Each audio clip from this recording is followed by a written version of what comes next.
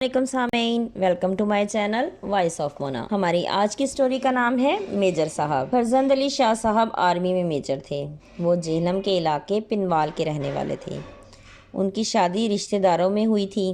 اللہ نے 2 بیٹے عطا کیے۔ چھوٹا بیٹا پیدا ہوا تو اس کی ماں کا انتقال ہو گیا۔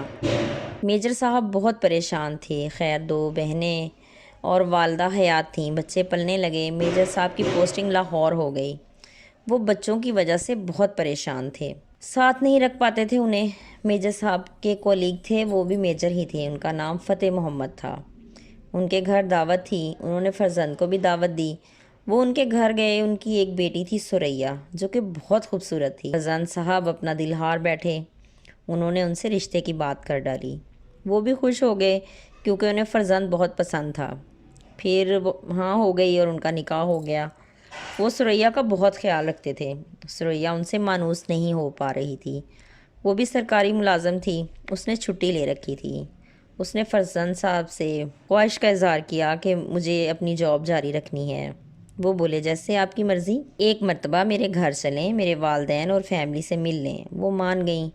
پھر فرزند انہیں لے کر گاؤں چل دیے۔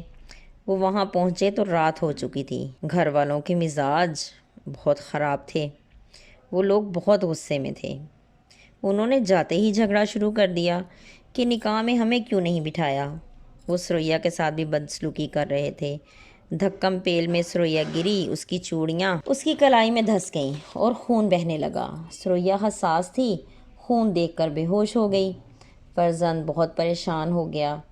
باقی بھی سب ڈر گئے اور خاموش ہو گئے۔ دوسرے دن دوپہر میں سریا کے والد آ گئے۔ وہ سریا کو ساتھ لے کر واپس اپنے گھر آ گئے۔ فرزند سے کافی گرما گرمی ہوئی ان کی۔ وہ معافی تلافی کرنے لگا۔ سریا ماں کے گھر آئی تو اس نے فرزند کے ساتھ رہنے سے صاف انکار کر دیا۔ لیکن قسمت کا کھیل، سریا ماں بننے والی تھی۔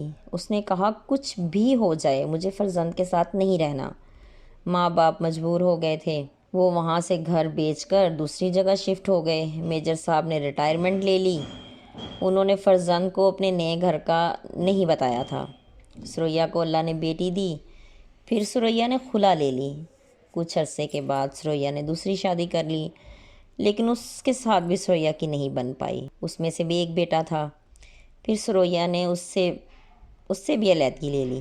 دونوں بچے اکیلی پالنے لگی۔ وہ ٹیچر تھیں اور گورنمنٹ اسکول میں پڑھاتی تھیں۔ بچوں کی شاہانہ پرورش کر رہی تھیں۔ بچے تعلیم حاصل کر رہے تھے اور ہنر بھی۔